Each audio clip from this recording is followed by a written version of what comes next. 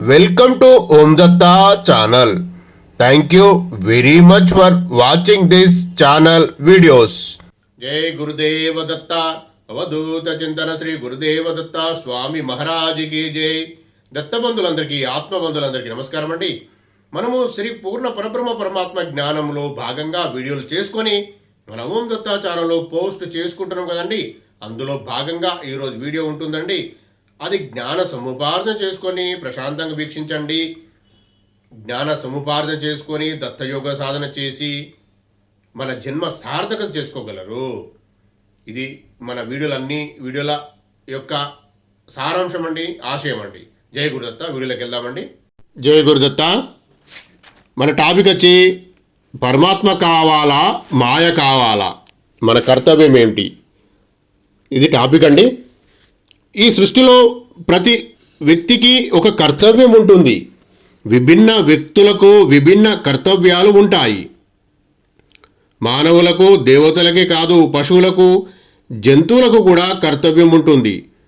సృష్టి చేయడం బ్రహ్మ కర్తవ్యం, సృష్టి లయం చేయడం విష్ణు మహేశ్వరుల కర్తవ్యం, వైద్యం చేయడం డాక్టర్ కర్తవ్యం, పొలం పని చేయడం దున్నపోతు కర్తవ్యం, కాపలా కాయడం కుక్క కర్తవ్యం. ఈ కర్తవ్యాలన్నీ ప్రాపంచిక కర్తవ్యాలు, వ్యక్తిగత కర్తవ్యాలు. కానీ అందరి కర్తవ్యం ఒకటి ఉన్నది. అందరూ తప్పక సాధించవలసిన కర్తవ్యం ఒకటి ఉన్నది. అది ఆత్మ సాక్షాత్కారాన్ని పొందడం. ఈ రహస్యం తెలియక డ్యూటీ ఈజ్ గాడ్, ఉద్యోగం చేయడమే దైవమని కొందరు భావిస్తుంటారు. మరికొందరు సంసారంలోని బాధ్యతలే కర్తవ్యమని మోహ జీవితాన్ని, అజ్ఞాన జీవితాన్ని గడుపుతుంటారు. సంసారం చేయడమే ఒక ప్రధాన బాధ్యత అని, ఘనకార్యమని భావిస్తుంటారు. కర్తవ్యం ఎన్నో రకాలో తెలియకపోవడమే ఈ అజ్ఞానానికి కారణం. కర్తవ్యం రెండు రకాలు. ఒకటి ప్రాపంచిక కర్తవ్యం, రెండు ఆధ్యాత్మిక కర్తవ్యం. ప్రాపంచిక కర్తవ్యం కంటే ఆధ్యాత్మిక కర్తవ్యం సహస్రకోటి రెట్లు శ్రేష్టమైనది, మహిమాన్వితమైనది. ఎవరైతే ఆధ్యాత్మిక కర్తవ్యాన్ని ఆచరిస్తారో వారు జన్మను సార్థకం చేసుకుంటారు.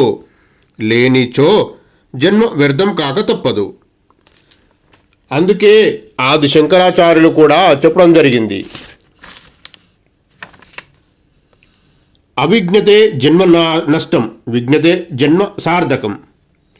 ఎవరైతే ఆత్మ సాక్షాత్కారం పొందుతారో వారి జన్మం ధన్యమవుతుంది, లేనిచో వారి జన్మ వ్యర్థం. ఇలా మనము ఆత్మ ధ్యానంలో సదా ఉండడం నీ కర్తవ్యం. అది సాధ్యం కానప్పుడు దత్త ధ్యానంలో ఉండడం నీ కర్తవ్యం. దత్తప్రభును శరణు వేడి ఆయన ధ్యానంలో ఉండడం సాధ్యం కానప్పుడు దత్తప్రభును నీ కర్తవ్యం గుర్తు చేయమని అడగాలి. అందుకే ఆధ్యాత్మిక కర్తవ్యంతో పాటు ప్రాపంచిక కర్తవ్యాలు కూడా ఉంటాయి. కాబట్టి వాటిని సాంగత్యం లేకుండా, మోహం లేకుండా కర్తవ్య బుద్ధితో నిర్వహించాలి. నిమిత్త మాత్రంగా చేయాలి. అప్పుడే నీవు రెండు రకాల కర్తవ్యాలను నిర్వహించిన వాడవవుతావు, రెండు రకాల విజయాలను సాధించిన వాడవవుతావు. కాబట్టి ఆత్మ సాక్షాత్కారం పొందడమే నీ ప్రధాన కర్తవ్యమని సదా గుర్తుంచుకో. ఆత్మ ధ్యానంలో మునగడానికి ప్రయత్నించు. పరమాత్మ, మాయ, వెలుగు చీకటి లాంటివి. వెలుగుంటే చీకటి ఉండదు, చీకటి ఉంటే వెలుగుండదు. అదేవిధంగా నీవు పరమాత్మను కోరుకుంటే మాయ నిలవదు, మాయను కోరుకుంటే పరమాత్మ నిలవడు. ఇది సృష్టి అనివార్య సిద్ధాంతం. రెండు పడవలపై ఎవరు ప్రయాణం చేయలేరు, రెండు గుర్రాలపై ఎవరు స్వారీ చేయలేరు. అదేవిధంగా భగవంతుడు, మాయ రెండింటిని ఎవరు పట్టుకోలేరు. ఏదో ఒకదానిని పట్టుకోవాలి, రెండవది నీ ప్రయత్నం లేకనే పడిపోతుంది. కాబట్టి పరమాత్మ కావాలో మాయ కావాలో ఎవరికి వారు నిజాయితీగా తేల్చుకోవాలి. పరమాత్మ కావాలనుకుంటే మాయను ఉపేక్షించాలి, నిమిత్త మాత్రంగా ఉండాలి. మాయను కావాలనుకుంటే పరమాత్మను ఉపేక్షించాలి, నిమిత్త మాత్రంగా ఉండాలి.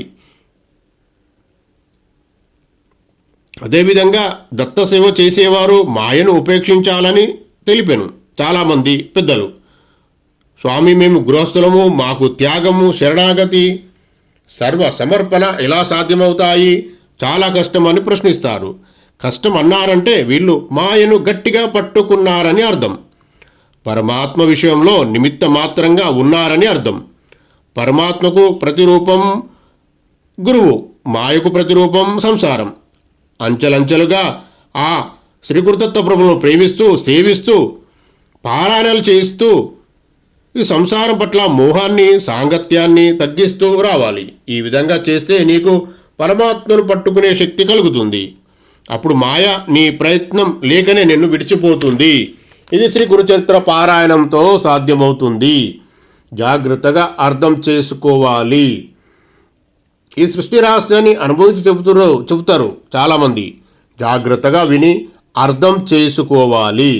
ఇది నా స్వానుభవం కూడా అండి. జాగ్రత్తగా పారాయణం అనే సాధన చేసుకుంటూ మనసా వాచా కర్మన పారాయణం చేసిన వారికి ఇవన్నీ అలవడుతాయండి. జాగ్రత్తగా అర్థం చేసుకొని ముందుకు వెళ్ళగలరు. పరమాత్మ, మాయ రెండిట్లో ఏది ముఖ్యమనే విషయము మీకు అర్థం చేసుకునే కొరకు పారాయణాలు చేయాల్సి ఉంటుంది, సత్సంగం చేయవలసి ఉంటుంది. జై గురుదేవదత్త. ఈరోజు ఇంతే అండి. మళ్ళీ వచ్చే వీడియోలో మనం కలుద్దాం. జై గురుదేవదత్త. ఇంతమంది వీడియోని చేసుకునే అదృష్టం కలిగించినందుకు శ్రీ పూర్ణ పరబ్రహ్మ పరమాత్మ అయిన శ్రీ గురుదత్త ప్రభులకు కోటి కోటి సాష్టాంగ దండ ప్రమాణాలు, కోటి కోటి కృతజ్ఞతలు. మీరు కూడా ప్రశాంతంగా వీక్షించినందుకు మీకు కూడా కృతజ్ఞతలు.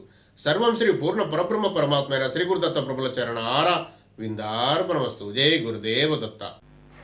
ఈ వీడియో గనుక మీకు నచ్చినట్లయితే లైక్ చేయండి, షేర్ చేయండి, సబ్స్క్రైబ్ చేయండి. దత్తబంధులందరికీ చేరేలా చూడండి. దత్తార్పణం.